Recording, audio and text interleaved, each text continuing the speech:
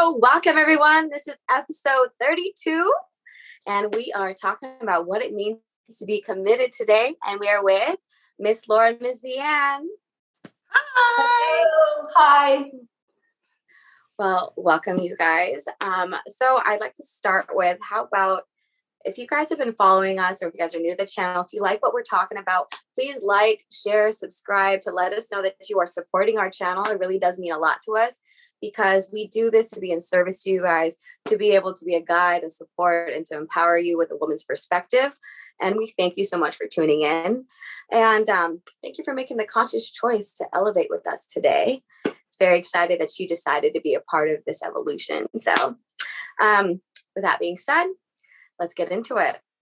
So we had a viewer question, which was, what does it really mean to be committed in a relationship? For example, exclusive dating versus boyfriend, girlfriend.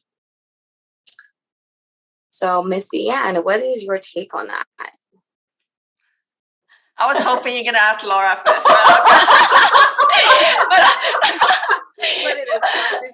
But I'll go. Okay. Honestly, to me, the definition of exclusive dating and boyfriend, girlfriend is on the same page. So I don't see that as completely different. And I also think that at the same time, it boils down to that two person who's in the relationship. What does exclusive dating means? What does, the term boyfriend or girlfriend or even partner, whatever you might call him or her, right? At the end of the day, it boils down to the level of commitment to that two person. And I also learned through experience and through just knowing that this word commitment is actually really big, vague, and it gets to be defined again and again by the same two person. What about you, Laura? What's your take? Oh, I'm so glad I'm second on this one. I think that's an amazing question, but I think it's more than just a surface answer. I think commitment is a day-to-day decision that you are going to commit yourself to this person. And so many times there are things that disappoint us. There are things that trigger us from our past or from other relationships, and it makes that hard. But when you're on the same frequency as another person and you're in alignment with them and you have shared goals and a shared vision, every day is a new day to say, I am committed to this relationship and I'm committed to this person. And there will be days you don't feel that way, but you're still committed. Feelings and intentions are different. The other thing is, we were talking earlier, I'm learning even at my advanced stage that labels are labels. I've learned how committed partners can be that may look different than what we look at. I've learned that there are people that love someone that maybe others don't understand how they can, but it isn't for us to understand from the outside, but it's to understand the beauty of what they found with each other and the desire they have every day to be together. So if you see people as a listener that you don't understand how those two could be together, that's the wrong question. The admiration is that they are on the same wavelength and they see each other clearly and they're committed. And that's something that I've been learning and how much I have shifted. So how about you, Jazzy? Well, I totally agree with both of what you've shared. What I'm hearing you both say is that it gets to be as unique as the two people in partnerships, two or more people in partnerships decide what that looks like. And I believe that exclusive dating, boyfriend, girlfriend, there's so many different types of labels or ways that we can compartmentalize relationships these days. Because now we also have for me, it's like companions and partners and what types of relationship. And I think with transparency, open communication, and radical honesty, and I think that to share if you're exclusively dating that sounds almost like monogamy to me. Like that could be a monogamous choice. And boyfriend, girlfriend, I mean, it's not really one that I that I resonate with so much anymore. But what it means to be in a committed relationship is that we decide and we choose what kind of relationship, where is this going? We prepave what the future looks like. We look at values. Are they aligned? Are we aligned? Where do we resonate? Have we, how well do we connect? So I think that kind of determines what type of relationship we're experiencing or that I experience with another person. So very, very good question. And I also want to, since we're talking about commitments and relationships, and I know that one was particular to labels, I would like to ask you ladies, what does it really mean to be in a committed relationship? And this is like, my belief is that we're in relationships all the time, whether that be at work, with our families, in our, so much in our personal lives. Like, what does commitment look like to you guys, to you ladies?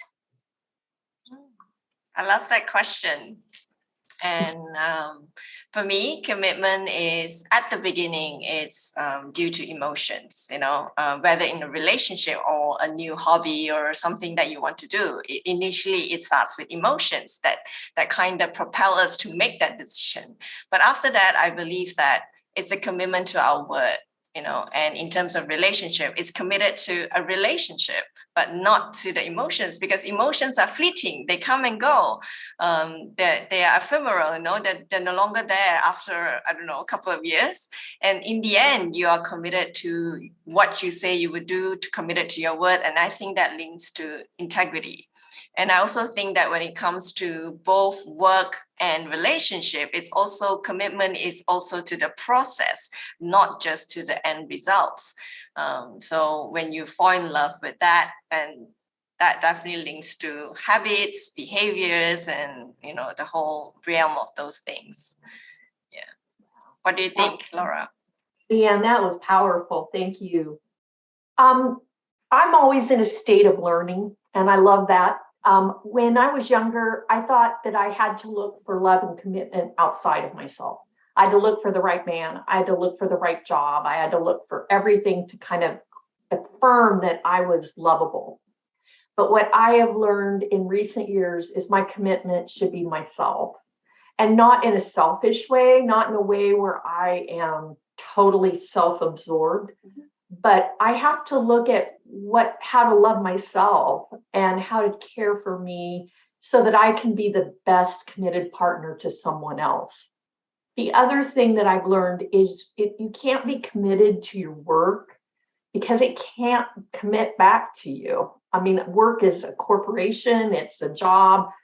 Now, you can be passionate about what you do and you can love what you do, but I think commitment is to another person. For those of you out there who are single moms, you have to really be committed to your kid, especially when they're a teenager. Trust me. They're not as beautiful as a teenager as they are when they're a baby. But you have to. Hi, Logan. Yeah. Hi, Logan. Hope you're watching. But you commit to that relationship and you commit to being the best parent possible. And trust me, if you're a single mom, you'll reap the benefits when they get older. You just have to commit day to day, knowing that it will come. But in relationships with someone else, I have to be, and I have not been as good at this as I wish I had. I have to be committed to loving myself and being my best version so that I can be the best partner to somebody else. And that's hard because when we fall in love, we're like, oh, I love you. And, we're going to be the one couple on the Hallmark movie channel that everybody watches, But don't do that. Love yourself. Take care of yourself, hold yourself high so that you can be the best partner for someone else. That's what I've been learning. How about you, Jazzy? Wow, what I'm hearing both you ladies say that I've noticed that being integral to oneself, and also just being integrous in what you do. So integrity is a big staple. And also what I heard was that authenticity is very important. in any commitment is, what I am committing to authentic? Am I aligned with this? I feel like you cannot commit to something without, like, if there's no heart, then what's the moves that are meant in that space? So trusting that being able to commit to me means that there's trust in that space, there's integrity in that space. It's something that my values are aligned with, it's something that I can honor. And also being completely transparent and real in that moment of, is this a space that I can see myself in? Is this where it's going to bring me the most joy? I think these are some of the things that come up for me when around commitment in any form or place. And I find that when your heart's not in it, it's hard to make a move and hard to choose into the best choices to make that experience worthwhile. So I have a question. What goes into our thought process when we have to walk away from commitment? Walk away from relationship or work? Is that your question? A committed relationship. What process or what thoughts go through saying, I'm going to walk away? I know that's a really deep question, because we have listeners, I'm sure, who have had to walk away and they second guess themselves. Did I do the right thing? Should I have stayed? And so I guess I'm just asking the question for our listeners who may be feeling that way. How do we make that choice in our life and know that we did everything we could?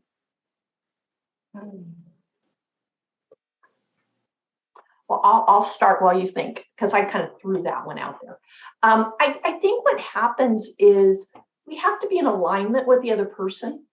And when that imbalance happens, we somehow think if we work really hard, we can get it back into balance. But it takes two people to do that. It takes communication, it takes honesty, it takes authenticity. And sometimes the other person isn't interested in that. Sometimes the other person wants to walk a different path. Sometimes the other person is just kind of coasting. And it's not a judgment, it's real life.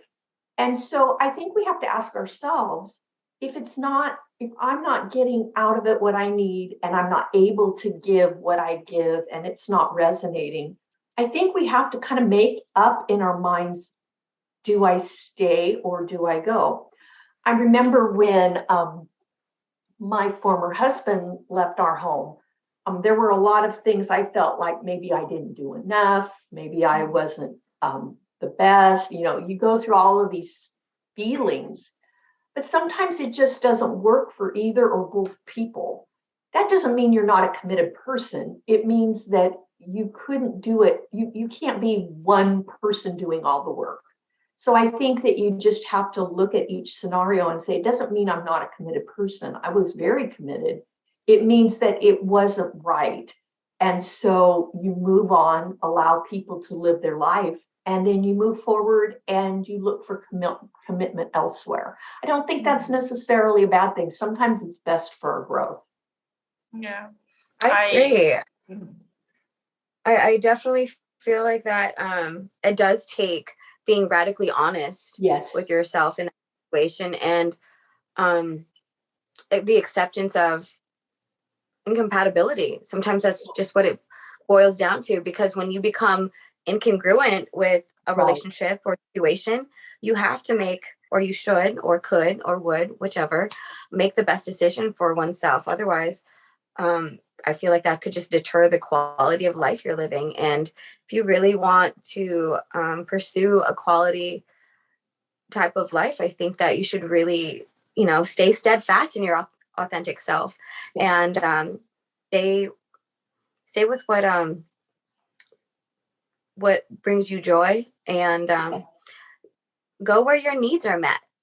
And if it's not, then there's always like an honest conversation that can be had. And I think that there's still a way to unconditioned love. As you were speaking earlier about unconditional love, you can still unconditionally love a person and not be in a commitment with them. So, great point. And I also, What about you, ZeAnn? yeah, and I also wanted to add that I think going through that thought process, whether or not to leave the relationship, is still talking about commitment, but the commitment on oneself, on whether you have done the very best that you could at that point. If you have done, the most effective thing, the best way that you could to save, or so-called, to kind of wade in and save that relationship at that point.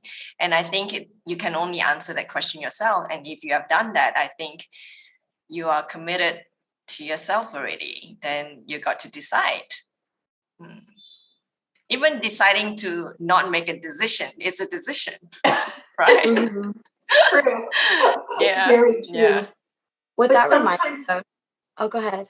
Sorry. sometimes the commitment's to yourself.